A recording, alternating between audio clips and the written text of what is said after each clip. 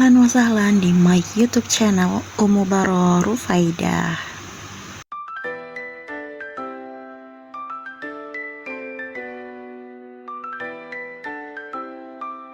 Di video kali ini aku mau bahas self development versi ibu rumah tangga. Kalau kamu seorang ibu rumah tangga yang sering bosenan dengan kegiatan yang berulang, video ini cocok banget buat kamu. Bu, 2025 baru aja mau sebulan. Mumpung belum masuk bulan Februari, cobain yuk cara ini buat konsisten membangun positive habit. Yang pertama, fokus proses bukan tujuan. Buat wishlist yang ingin ibu capai, lalu langkah selanjutnya pikirkan bagaimana cara mencapai tujuan tersebut. Contohnya, ibu pengen daftar haji maksimal di tahun 2030.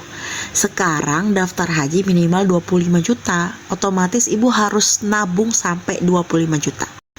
Tapi yang harus ibu fokuskan itu adalah prosesnya, caranya, bukan hajinya, bukan tujuannya.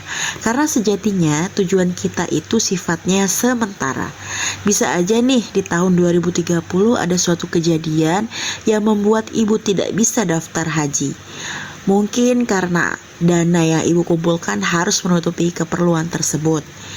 Nah, ketika ibu fokus dengan proses, maka hal yang menyakitkan itu tidak membuat ibu kecewa. Karena ibu menikmati prosesnya, secara tidak langsung ibu sedang menikmati proses peningkatan diri ibu sendiri. Dan ketika ibu berhasil daftar haji di tahun 2030, maka selain kepuasan mencapai tujuan, ibu juga belajar dalam menghargai setiap prosesnya. Ibu ingat gak pepatah, Allah bisa karena biasa? Nah, ketika terbiasa menjalani proses menabung, maka ibu juga mudah mengaplikasikan habit tersebut dalam suasana dan kondisi apapun. Yang kedua, lakukan per level. Jangan terburu-buru dalam berproses. Misalnya nih, wishlist ibu tahun ini ingin belajar baking dan menjahit. Dari kedua hal tersebut, mana yang paling familiar dengan ibu? Misalnya ibu lebih sering di dapur daripada beresan, maka ibu bisa menjadikan belajar baking adalah wishlist pertama ibu. Ingat ya Bu, jangan terburu-buru. Mulai dari level 1, mengenal bahan atau sifat bahan baking. Biasakan ibu memakai bahan baking dalam simple resep. Kemudian ketika sudah terbiasa dan dirasa mudah, maka ibu bisa menaikkan ke level selanjutnya. Tenang ya Bu, 2025 punya 12 bulan, ibu punya waktu yang banyak.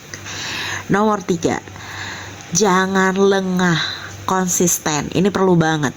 Jangan biarkan orang mempengaruhi kita, sekalipun suami kita sendiri ataupun anak. Pada hakikatnya di dunia ini kita sendirian, walaupun dalam kenyataannya kita tinggal bersama dan berdampingan. Semua orang punya pencapaian hidupnya masing-masing.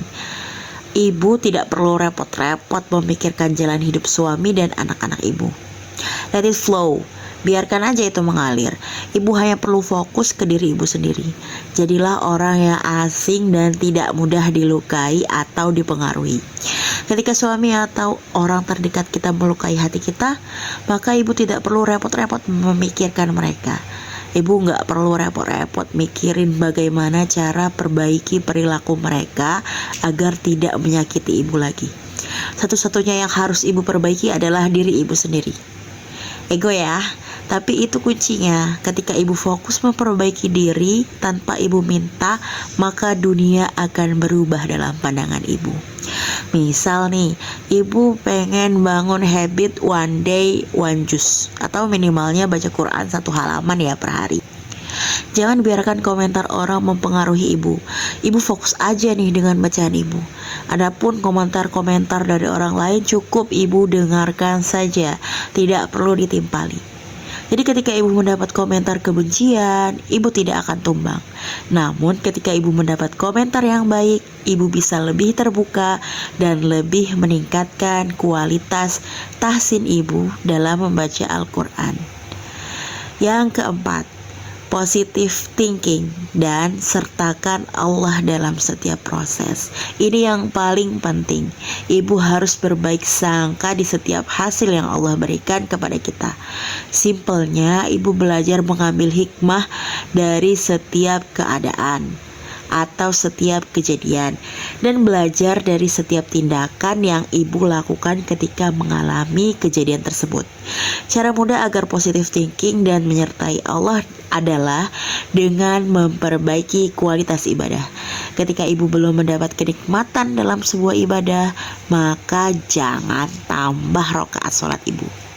Kecuali nih ya, dulu sebelum menikah ibu sudah terbiasa sholat tahajud. Nah, dan ingin menerapkan habit dahulu yang tertinggal. Nah, itu boleh. Nah, seperti ayat ala bizikrillahi tatmainnal qulub. Dengan mengingat Allah, hati menjadi tenang. Maka jika kualitas ibadah ibu meningkat, maka mindset ibu akan berubah menjadi positif dalam keadaan apapun, sekalipun ibu tertimpa musibah. Ayat lainnya nih yang bisa memperkuat poin ini adalah inna sholata tatanha anil fahsya iwal munkar. Sholat bisa mencegah perbuatan keji dan mungkar. Ketika kualitas ibadah ibu meningkat, maka Allah akan hadir dalam setiap kegiatan yang ibu lakukan tanpa ibu minta. Dan secara otomatis nih ibu akan terhindar dari perbuatan keji mungkar tersebut. Apa tandanya? Jika ibu merasa takut melakukan sesuatu yang mungkar, maka itu adalah tanda bahwa kualitas ibadah ibu meningkat. 4 tips dari aku bisa ibu praktekkan mulai dari besok. Kalau ibu merasa videoku bermanfaat, silakan di-share ke teman-teman ibu ya. Thanks for watching and see you.